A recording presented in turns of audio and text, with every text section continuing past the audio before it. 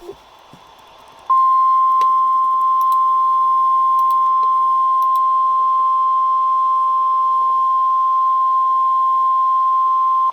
National Weather Service in Topeka has issued a severe thunderstorm warning for Dickinson County in central Kansas, western Erie County, southwestern Riley County in northeastern Kansas, western Morris County, eastern Ottawa County, southern Clay County, until 10 p.m.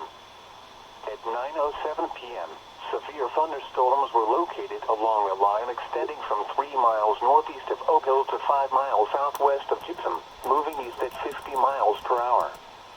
Expected hazards include 60 miles per hour wind gusts. This is a radar-indicated threat. The following impacts are expected. Expect damage to roofs, siding, and trees.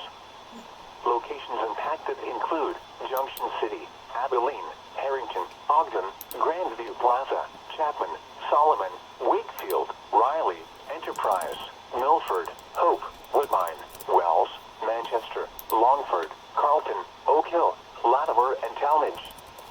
This includes Interstate 70 between mile markers 267 and 304.